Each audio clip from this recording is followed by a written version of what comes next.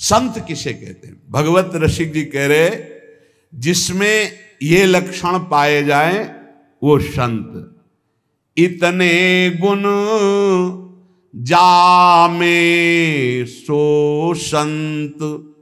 संत की पहचान किन गुणों के द्वारा हम जाने कि ये जौहरी है, इसे हीरे और कांच की पहचान पता है। असली हीरा और कांच क्या है? इतने गुण जामे सो संत, श्री भागवत मध्य जस गावत, श्री मुख कमला कंत। इतने गुण जामे सो संत। जिस वेशधारी में ये गुण हो उसे ही संत कहते हैं। उसकी वाणी से केवल भगवत यश ही निकलता है। जब चार के बीच में बैठेगा तो भगवत चर्चा, ये पहली पहचान संत की। भगवान नारायण लक्ष्मी जी सहित समस्त पार्षदों को पहचान बताए हैं कि मेरे भक्त की सबसे पहली पहचान है कि वो जब बात करेगा तो मेरा नाम निकलेगा, मेरी बात निकलेगी। कहां गए थे वो? श्री जी की कृपा से परिक्रमा करके आ रहे थे। श्री जी ने ऐसी प्रेरणा की परिक्रमा होके आ रहे। और कैसे? बड़ी कृपा है लाडली जी की। नहीं और सब कैसे? बस श्री जी की बहुत कृपा है, बड़ी करुणामयी है। अपने जैसे अधमों को स्वीकार शुरू पिंड छुड़ाना उसको मुश्किल पड़ जाएगा। ऐसे प्रेमी हैं, खड़े खड़े वो ऊब जाएगा, कब भागो। वो चर्चा वृंदावन प्रियाजू लाडली लालो के ऐसे प्रियालाल के प्रेमी जन होते हैं कि उनको बस भगवत चर्चा ही करनी। अगर जबान खुली तो भगवत चर्चा। धूप है कि क्या है? देखा है मधुकरी मांगने जा रहे संत जन मिल गए, खड़े धूप में नंगे पैर, चर्चा और घंटों चर्चा हो रही। बोधयंता परस्परम कथयंति च माम नित्यम तुष्यंति च रमंति च। ये कठिन बात है।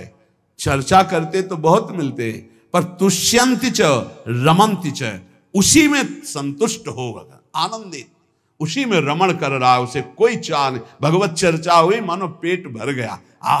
कितनी अहोभाग्य, 1 घंटा से भगवान की चर्चा हो रही, प्रियालाल की चर्चा हो रही। आगे कह रहे हरि को भजन। साधु की पहचान हर समय भजन परायण। कोई माला से जप रहा है, कोई बिना माला से जप रहा है।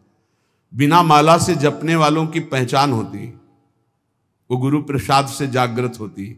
एक दृष्टि में पता चल जाएगा ये बहिर्मुख है या अंतर्मुख होकर नाम जप कर रहा है। जहां एक दृष्टि गई तो पता चल जाता है। अंतर्मुख का एक अलग होता है, वो एक कुछ अलग चेहरा हो, चाहे जितना वो छुपाना चाहे नहीं छुपा सकता। एक दृष्टि में पता चलता है नाम जापक है, अंतर से में नाम चल रहा है। और चाहे जितना दिखाना चाहे, मान लो ऐसे बाहर, तो अंतर में पता चल जाएगा ये केवल सामने की बात है, अंतर में इसके नहीं चल रहा है। दोनों बातें भजन करने वालों को अपने आप पता हो जाती है। उपासक, संत, भागवत, महाभागवत, इन सब की पहचान भजन से ही है। कल चर्चा जब विश्राम हो रही थी सुना था, आधे पल के लिए भी त्रिभुवन की राज्य लक्ष्मी देने पर जो अपने प्रभु का भजन नहीं छोड़ता, सुमिरन नहीं छोड़ता, वो महाभागवत है। तो हरि को भजन ये प्रधान बात है। मुंह खुले तो भगवत चर्चा और मुंह बंद तो नाम चल रहा है। राधा वल्लभ श्री हरिवंश, राधा वल्लभ श्री हरिवंश, या जो गुरु जी ने दिया हो, जो नाम प्रिय हो, राधा राधा, ये मान लो, बहुत आनंदित हो जाओगे। मान लो कुछ पैसा नहीं लगना हो, बहुत बड़े धनी हो जाओगे, बहुत बड़ा लाभ मिल जाएगा। ये सब पुण्य रुई का ढेर समझो, एक अपराध बन जाए सब भस्म हो जाएंगे। नाम सोना है, सोना जितना तपेगा उतना ही चमकेगा, नष्ट होने वाली नहीं, अविनाशी वस्तु है। कमा लो ये सोना। ये जो सोना है, सोना, ये सोना वास्तविक सोना, इसी सोना में सोवत पांव पसार, पूरी रात निकल जाए, जब नींद ना आवे, मंत्र चले, तब समझो।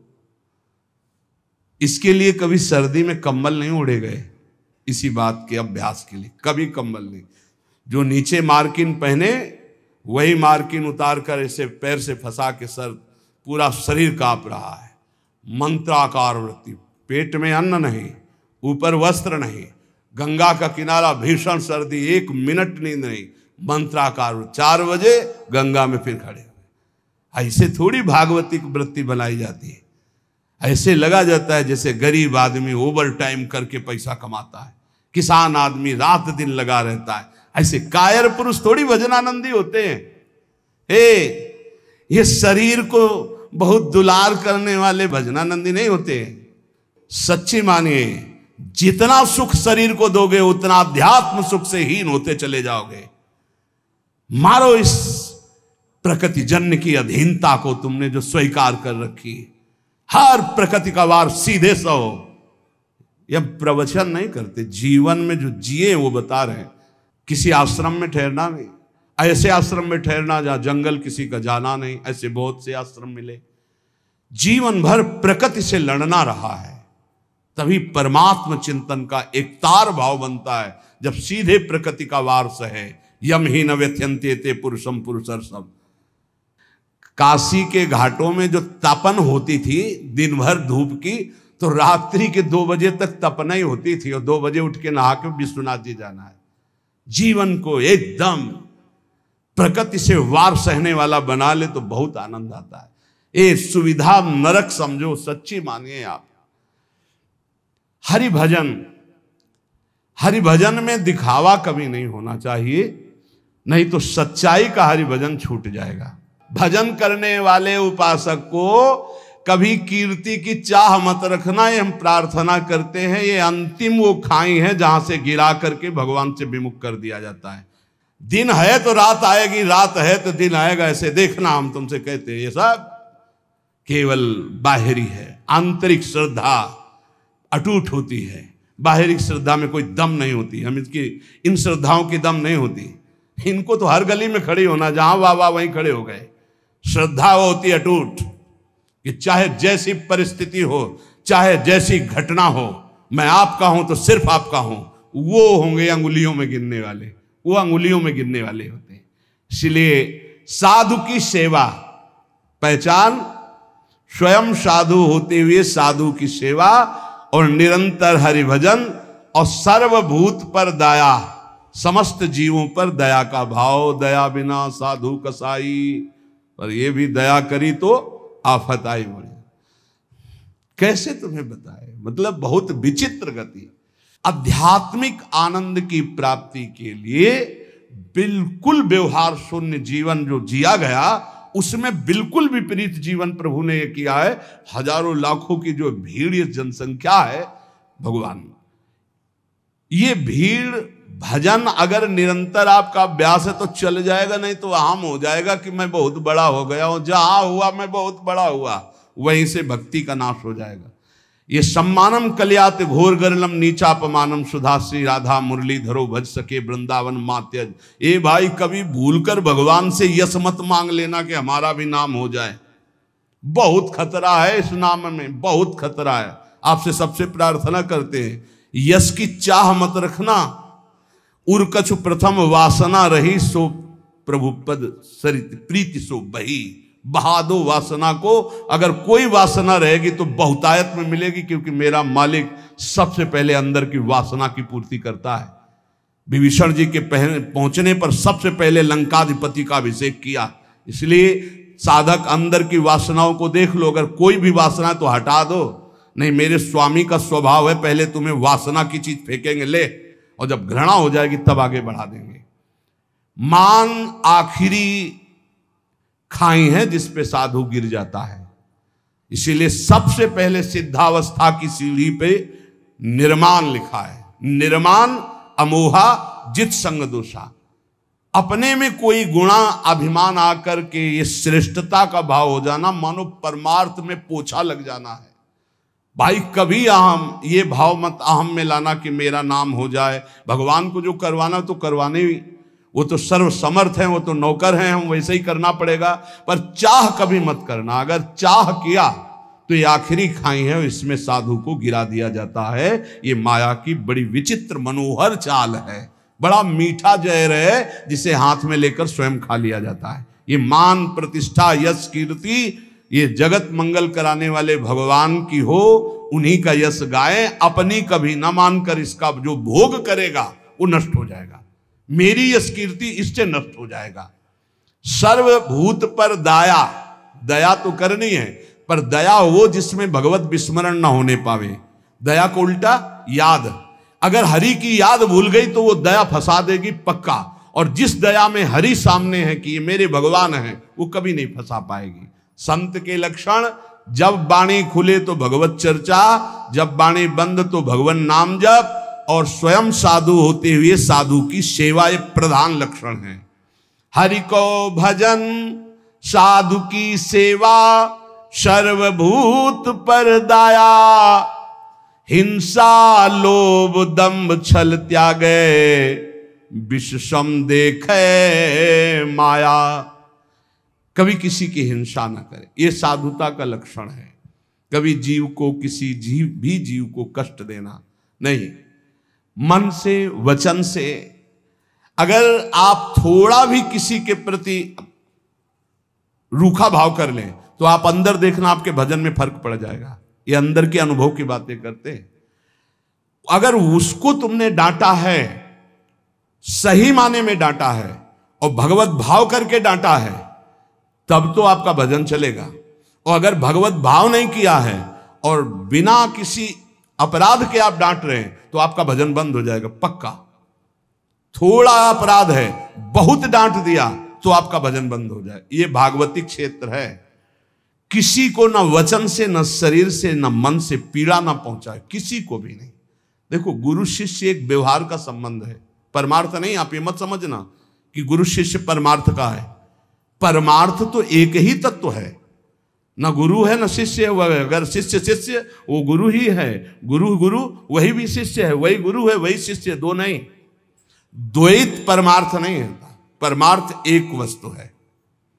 परमार्थ में गुरु शिष्य नहीं, ये व्यवहार है।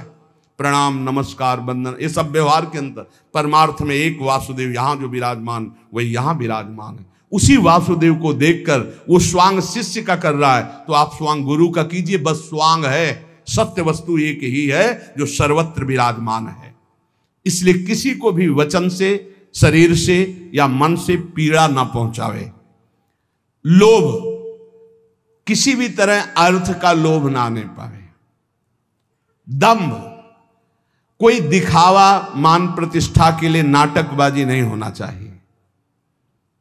छल त्यागे, छल अंदर कुछ है बाहर कुछ है, ऐसा ना करे। साधुता का मार्ग निर्मल है। संत सरल चित जगत हित जान स्वभाव सने। संतों का स्वभाव ही होता है जगत मंगल करना, सरल चित्त, छल कपट रहित रहना। और विषम देखे माया। माया किसे कहते हैं? मैं मोर तय तोर, जहां तक इंद्रियां जा रही, जहां तक भोग विलासता के लिए मन जा रहा, सो सब माया जानो भाई। अपने माया में ही जी रहे हैं, माया में ही रह रहे हैं, माया के ही शरीर में है। इसे भगवत समर्पित करके माया की वस्तुएं भगवत प्रसाद करके पाओ। माया की वस्तुएं भगवत समर्पित करके प्रसादी पहनो, बच जाओगे। अगर स्वयं भोक्ता बनोगे अमनिया के तो फिर माया फंसा लेगी। अमनिया ठाकुर जी को प्रसादी आपकी, बच जाओगे। ये सिद्धांत है बचने का। एक भी वस्त्र बिना ठाकुर जी को अर्पित किए मत पहनना। एक बूंद पानी बिना अर्पित किए मत पीना। एक भी अन्न का टुकड़ा बिना अर्पित किए न जाए तो आप देख लेना माया मुक्त हो जाओगे। सहनशील साधु कौन? जो सह जाए, अंदर की बात और बाहर की भी बात। बाहर कोई गाली दे दे, अपमान कर दे, निंदा कर दे, सह जाए। अंदर की बात, काम आ रहा है, क्रोध आ रहा है, लोभ आ रहा है, मोह आ रहा है, चुपचाप सह जाए। इनके सहने से भगवान की प्रसन्नता होती है। इनके सहने से भगवत भक्ति बहुत जोर की बढ़ती। सहत सहत बाढ़े भगत गिरे तन गुरु हित गान। ये नियम बना लो कि मुझे सहना है, सहने से भगवान प्रसन्न होंगे।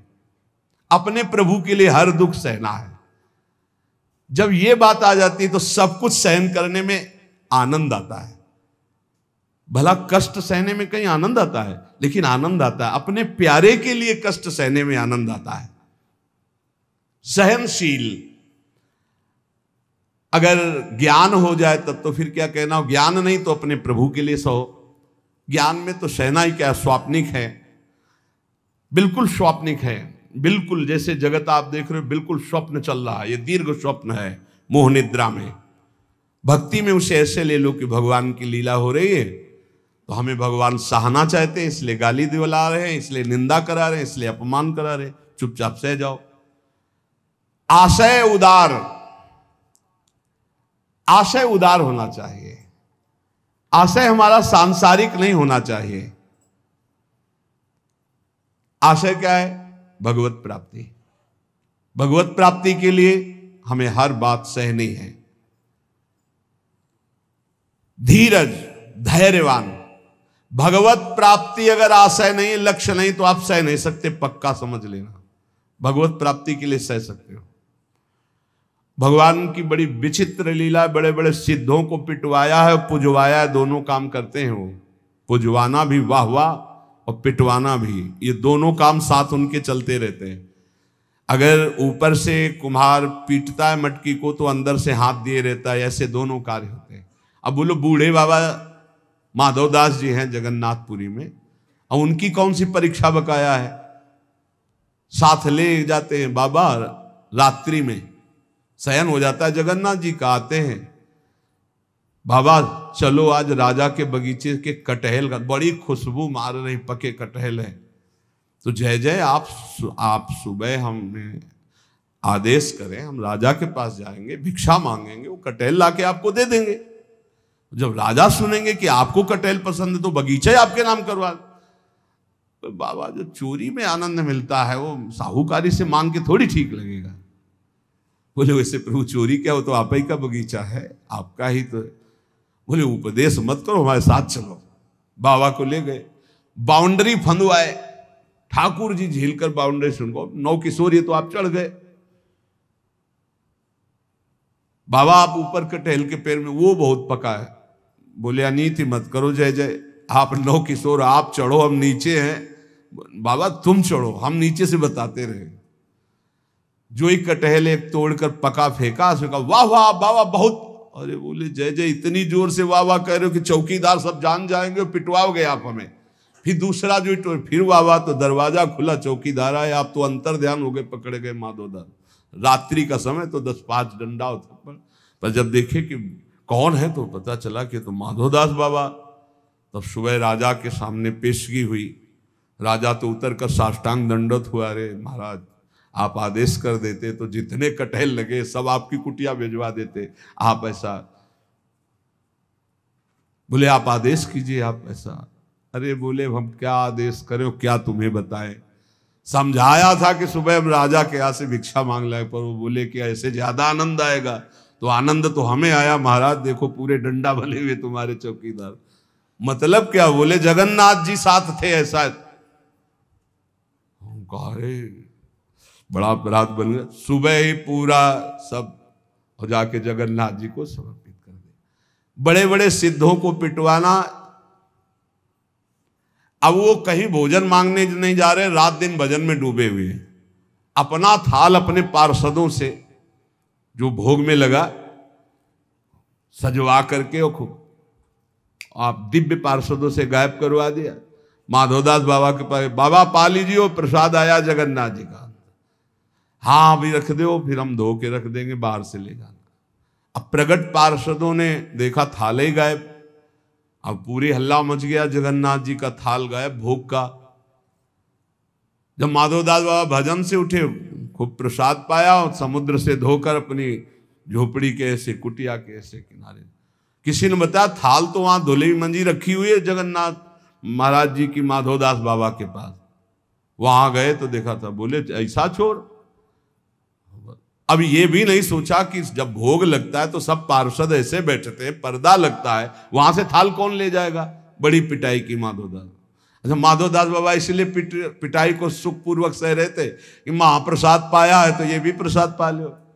अब थाल लेकर के भूखे हैं तो थाल आप भिजवा रहे हैं, आप ला रहे हैं, पिटाई आप कर। इनके रहस्य को समझना बड़ा कठिन, इसलिए ये कभी ना समझे कि ये गाली देने वाला कोई और है, ये पीटने वाला कोई। प्रभु पिटवाते हैं, प्रभु ही पुजवाते हैं, दोनों काम कराते रहते हैं, बैलेंस बराबर बना के चलते हैं, पक्का समझना है।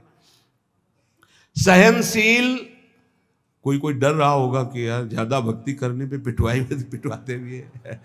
ये सिद्धों के साथ करते हैं, आपके साथ नहीं खेलेंगे। बच्चों को भारी वजन उठाने को नहीं दिया जाता, अपने लोग बच्चे हैं इसलिए चिंता मत करना कि आपकी भी परीक्षा होगी। ये सिद्धों के साथ खेलते हैं। सहनशील, आशय उदार, अति धीरज सहित विवेकी, अत्यंत धैर्यवान और विवेकवान, सद असद का ज्ञान रखने वाले को विवेकी कहते हैं।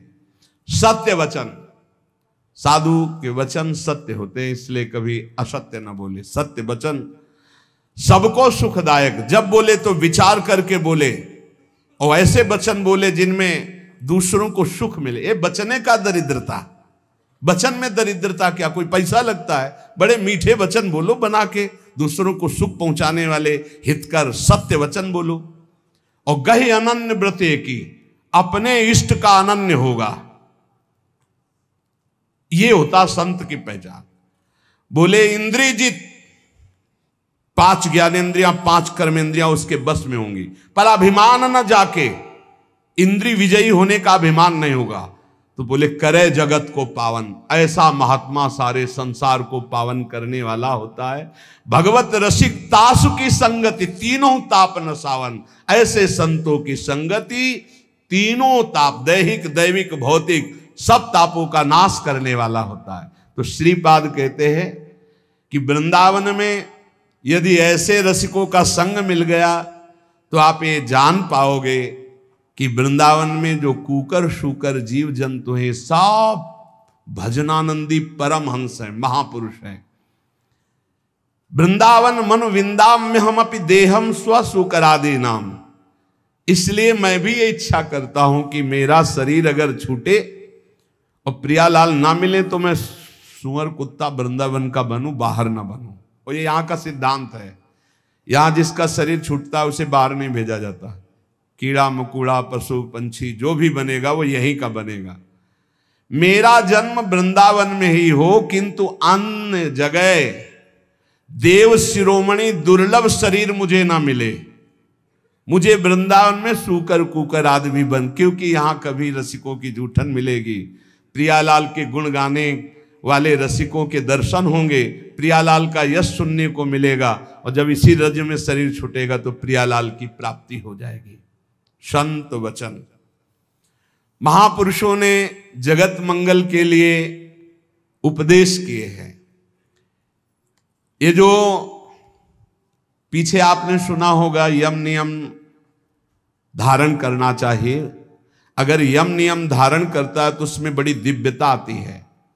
यम नियम आसन प्राणायाम प्रत्याहार धारणा ध्यान समाधि यो अष्टांगानी, योग के ये 8 अंग हैं, 8 अंग हैं। यम नियम आसन प्राणायाम प्रत्याहार धारणा ध्यान और समाधि, ये अष्टांग योग कहलाता है। पर यम नियम हर उपासक के जीवन में होना चाहिए, चाहे जिस मार्ग का हो। ये यम नियम सब संप्रदाय सब उपासकों के जीवन में होते हैं। क्या यम? ये 5 होते हैं, अहिंसा सत्य आस्तेय ब्रह्मचर्य अपरिग्रहा यमाहा। ये यम, किसी की हिंसा न करना, सत्य आचरण, सत्य भाषण, सत्य विचार, किसी की चोरी न करना, सदैव ब्रह्मचर्य का पालन या गृहस्थ में उचित ब्रह्मचर्य का पालन, और अपरिग्रह, किसी से भी दान न लेना, ये यम है। अगर यम का पालन किया जाए, अपरिग्रह स्थैर्य जन्म कथंत संबोधा, अगर किसी से जिंदगी भर कोई दान ना ले, यम का और नियम का पालन करे, तो उसे कई जन्मों की स्मृति प्राप्त हो जाएगी। जैसे इसमें ब्रह्मचर्य, अपरिग्रह, आस्ते, चोरी ना करना, सत्य बोलना, किसी की हिंसा ना करना, ये 5 यम हैं।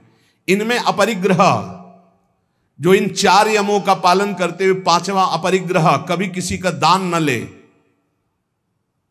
आकाश वृत्ति से प्राप्त हुई भिक्षा या माधुकरी वृत्ति से प्राप्त हुई भिक्षा को कभी दान नहीं कहते। जो किसी से हाथ फैला के लिया जाता है उसे दान कहते हैं। आकाश वृत्ति से जो हमें भगवान बैठे बैठे दे दे। अजगर वृत्ति, ये माधुकरी वृत्ति, ये संतों के लिए रखी गई। और गृहस्थ में तो दान लेने का कोई सवाल ही नहीं। धर्म पूर्वक कमाओ और दूसरों की सेवा करना वो बात है। लेकिन तीर्थयाटन या कहीं भी जाकर कई बार मना किया है, आप गृहस्थ हो, अपनी मेहनत की कमाई का खाओ। भले आप चना चबेना से समय काटो, लेकिन किसी की हलवा पूड़ी दी हुई मत खाओ, क्योंकि आपके पुण्य बच जाएंगे। कितनी बड़ी बात है। यही यम का पालन कर रहे थे भीष्म पितामह जी। ब्रह्मचर्य, सत्यवादी और अहिंसा। अहिंसा का तात्पर्य बहुत सूक्ष्म होता है। जो धर्म विरुद्ध आचरण करने वालों को धर्मयुक्त दंड देता है वो हिंसा नहीं मानी जाती। अहिंसा का मतलब यही नहीं कि केवल अधर्मी पुरुष है, पापाचरण कर रहा है, आपका राजकीय पद में अधिकार है कि उसको दंडित किया जाए और आप उसे कि मैं तो अहिंसा व्रती छोड़ दिया, अब हिंसा हो गई, क्योंकि वो हजारों को अधर्म करके दुख देगा, वो तुम्हें पाप लगेगा। तुम अधिकार प्राप्त हो राजकीय विधान से, उसको दंडित करो, उसको शासन में लो। अधिक पापी है तो उसको न्याय के द्वारा ऐसे कब्जे में रखा जाए जिससे वो अपराध ना कर पावे। तो कहीं कहीं हिंसा भी अहिंसा हो जाती है। हिंसा भी अहिंसा हो जाती है। जैसे हम पीछे सुनाया था वो लकड़ी हरी उजाले का, पूरे 4 को मारा तो पूरा गांव बच गया, तो वो अहिंसा हो गई, वो पुण्य हो गया।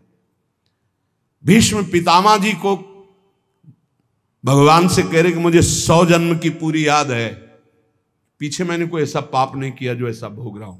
ऐसे ये जो पूर्व जन्मों की स्मृति है, ये यम धारण करने से प्राप्त हो जाती है। अहिंसा, सत्य, चोरी ना करना, ब्रह्मचर्य धारण करना और किसी से परिग्रह न लेना, दान न लेना। दान लेने से बहुत हानि होती है, बहुत हानि होती है। दान लेने में खुशी नहीं होना चाहिए कि हमें कोई बहुत महंगा स्वेटर दे रहा है, बढ़िया घड़ी दे रहा है, खूब रुपया दे रहा है, ये बहुत घाटे का है। नाशवान वस्तुओं से अविनाशी भजन का हिस्सा बटा देना, ये कोई बुद्धिमत्ता नहीं है। सहज में काम चलाओ और खूब भजन करके जगत मंगल करो, भजन करके भगवत प्राप्ति करो।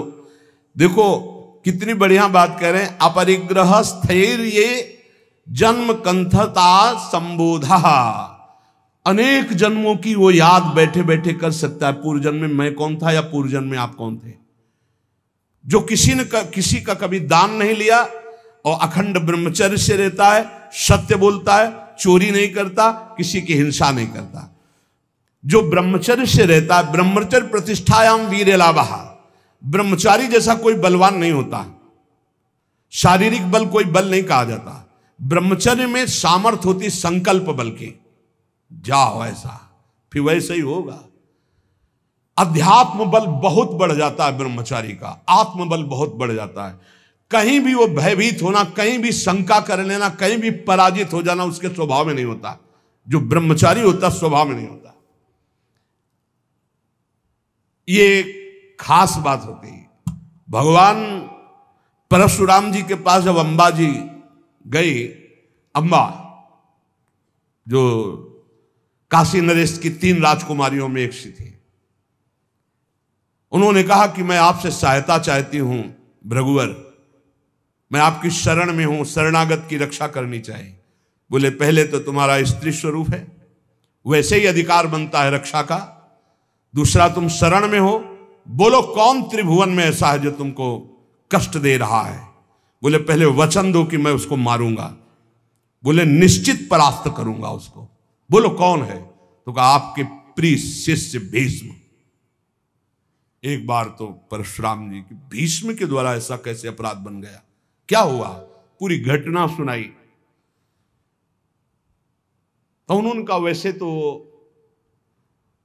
उन्होंने ऐलान किया था कि मैं हस्तिनापुर नरेश के लिए इन राजकुमारियों का अपहरण कर रहा हूं। उन्होंने ये तो नहीं कहा था कि मैं अपने लिए, उसी समय तुम्हें बोल देना था कि मैं साल्व से प्रेम करती हूं, तुम्हारी त्रुटि रही। तो उनका भगवान में समझ रही थी कि आपके शिष्य आप पक्ष लेंगे। बोले बिल्कुल पक्ष नहीं लूंगा, तुम शरणागत हो, तुम्हारे लिए मैं, मेरी आज्ञा का पालन करेगा। अखंड ब्रह्मचारी भीष्म जी और अखंड ब्रह्मचारी भगवान परशुराम जी, दोनों सत्य पे हैं, दोनों महान हैं, पर एक गुरु है एक शिष्य है। पर एक इच्छा का अनुमोदन कराने के लिए अपनी द्वेष वृत्ति का भगवान परशुराम जी का आश्रय लिया, इसलिए परशुराम जी कमजोर हैं। और सत्य का पालन करने के लिए धर्मनिष्ठ, इसलिए चेला बहुत जोरदार के हो गए। भीष्म जी बुलाया भीष्म जी को बाहर हस्तिनापुर की, अर्घपाद्य आदि लेकर गए, प्रार्थना की, परिक्रमा की, दंडवत किया। बोले मेरी आज्ञा है अंबा को स्वीकार करो। बोले कदापि गुरुदेव नहीं, क्योंकि सब कोई जानता है सत्य के आगे कुछ नहीं, और मैं सत्य प्रतिज्ञा किया हूं कि अखंड ब्रह्मचर्य रहूंगा, जीवन में कभी संतान उत्पन्न ही नहीं करूंगा। तो उनका युद्ध या अंबा, तो उनका युद्ध गुरुदेव से युद्ध, उन्होंने ही विविध प्रकार के दिव्यास्त्रों की शिक्षा भीष्म जी को दी थी जब गंगा जी ले गए थे। और गंगा जी ने और भी दिव्यास्त्र सिखाए थे जो परशुराम जी को भी पता नहीं थे। ऐसे थे, रोज युद्ध होता, पहले जाते, परिक्रमा करते, साष्टांग दंडवत करते हो, कहते आशीर्वाद दीजिए विजयी भव का। बोले योद्धा तो मैं ही हूं, तुम्हारा विपक्ष का मैं आशीर्वाद नहीं दे सकता, पर हां बलपूर्वक युद्ध करना, बलपूर्वक युद्ध करना। आखिरी युद्ध जितना भयानक हुआ कि गंगा जी, अष्टवसु सब जागृत हो गए, उपस्थित हो गए। भीष्म जी ने एक अस्त्र ऐसा चढ़ाया था जो परशुराम जी के पास काट नहीं थी, निश्चित परशुराम जी का वध हो जाता। गंगा जी आकर के पकड़ लिया और कहा नहीं नहीं, ऐसा बिल्कुल ठीक नहीं है। समस्त अष्टवसु आ गए। तो उन्होंने कहा मां, ये प्रत्यंचा पे चढ़ा हुआ धनुष तभी उतरेगा जब गुरुदेव अपना रथ पीछे कर दे, अपना धनुष नीचे कर दे। तो गुरुदेव कैसे नीचे कर से? अष्टवसुओं ने, समस्त देवताओं ने कहा प्रभु आपका चेला है, अब आपको धनुष नीचे करना पड़ेगा। अगर छूट गया तो आपके पास काट नहीं है, आप अबद्ध हैं, फिर भी बध हो जाएगा आपका। भीष्म जी के बाण तभी धनुष से उतरे जब वो रथ पीछे हटा, धनुष नीचे किया, कूद गए, परिक्रमा की, और गुरुदेव बोले जा विजयी भव, कहते विजयी हुआ।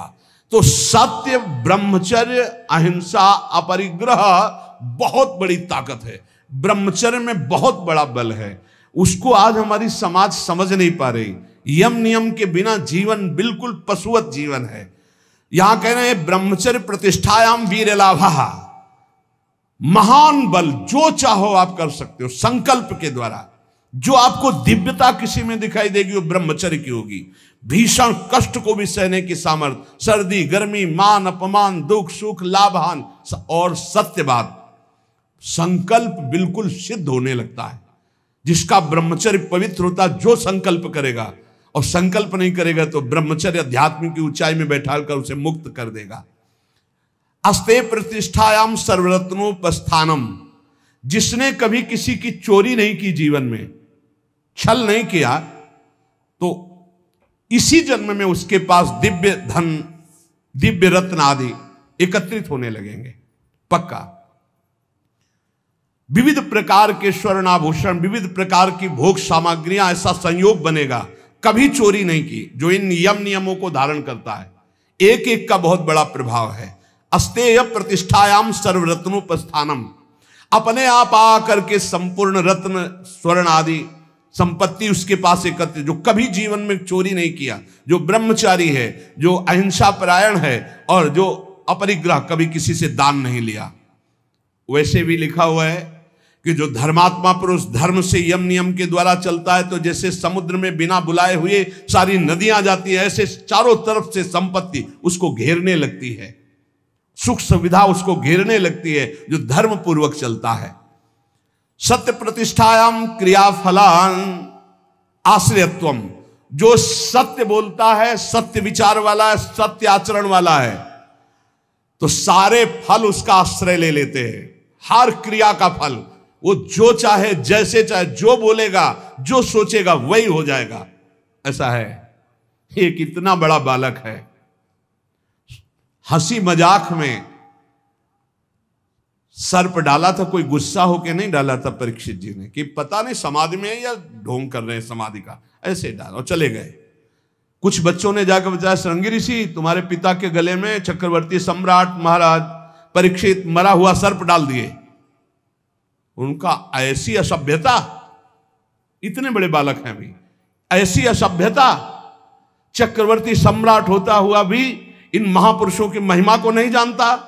ऐसी असभ्यता, ये समझता है यही दंड धारण करता है। देख मैं ब्रह्म ऋषि बालक हूं, इसको दंड देता हूं, आज के 7वें दिन तक्षक सर्प इसे काटेगा और मरेगा। इतने बड़े बालक हैं।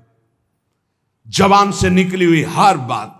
जब उनके पिता सुधी में आए, साफ हटाके से दौड़ के आके श्रृंगी ऋषि लिपट गए। उनका रोने की क्या जरूरत है, मरा हुआ ही सर्प तो था। उनका पिताजी, ये अपमान है आपका। अपमान तो उस राजा का हुआ, वो धर्मात्मा राजा आया हुआ था, आश्रम में आया हुआ राजा अतिथि था। हमें चाहिए था हम जल पिलाते, हम उठकर अर्घ देते, पर मैं बाह्य था ही नहीं, बाह्य दशा में, समाधि दशा में अंतर था। वैसे तो अपराध मेरा ही बना कि राजा धर्मात्मा आया और मैंने स्वागत नहीं। बोले प्रभु हमने तो उसको दंड दे दिया। क्या 7 दिन में तक्षक डसेगा? इतने बड़े धर्मात्मा राजा को ऐसा शाप, मतलब पिता की भी सामर्थ्य नहीं कि उसे नष्ट कर सके। बोले शाप तो अमोघ है तेरा, क्योंकि तू ब्रह्म ऋषि बालक है। कुछ ऋषियों को भेजा, जाओ परीक्षित को बता दो तुम्हारा 7 दिन में जो कुछ कल्याण करने का उपाय कर लो, ने 7वें दिन तक्षक काटेगा और निश्चित काटेगा और तुम्हारी मृत्यु हो जाएगी। ये है सत्य में स्थित रहना। सत्य प्रतिष्ठायाम क्रिया फलाश्रयत्वम, जो बोले जैसा सोचे वैसा ही हो जाए। अब आज सत्य नहीं, जवान में झूठा है तो सब पूरा जीवन ही झूठा है। अहिंसा प्रतिष्ठायाम तत्सन्निधौ वैर त्यागः, जो कभी किसी को दंड नहीं देता, शारीरिक मानसिक वाचिक, तो सांप हो, बिच्छू हो, हिंसक कोई भी जीव हो या कोई दुष्ट हो, उसके सामने आके घुटने टेक देगा, वैर नहीं रहेगा। ये अहिंसा का उसके ऊपर प्रभाव होगा। फिर शौच संतोष तपा स्वाध्याय ईश्वर प्रणिधानानि नियमाः। शौच, संतोष, तपस्या, स्वाध्याय, ईश्वर शरणागति, ये 5 नियम है। यम नियम जिसके अंदर सब सुख संपत्ति आ जाएगी, लेकिन यम नियम छोड़ करके मनमानी आचरण करने वाले सब दुख विपत्ति आ जाएगी। उसो है, देख लो यम नियम कौन धारण कर रहा है? जानते ही नहीं कि यम नियम है क्या, क्योंकि जानने के लिए शास्त्र स्वाध्याय संत संग चाहिए, वो तो बड़े भाग्य से मिलता है। 5 यम जिनका फल सुन चुके। यम अहिंसा, सत्य, अस्तेय, ब्रह्मचर्य, परिग्रह। नियम शौच, शौच शरीर को पवित्र रखना, वस्त्र पवित्र रखना, ये इनका बहुत बड़ा प्रभाव है। इसको ऐसा ना समझा जाए कि खिलवाड़ है। अगर शौचाचार का नियम आप पालन करते हैं तो शौचा स्वांग जुगुप्सा परई रसंसर्ग, इसका फल होगा कि शरीर से आपको वैराग्य हो जाएगा, अपने शरीर से, और काम भोग भोगने की इच्छा का नाश हो जाएगा। जितना अपवित्र शरीर रहता है उतना ही कामी पुरुष होता है वो, ध्यान रखना।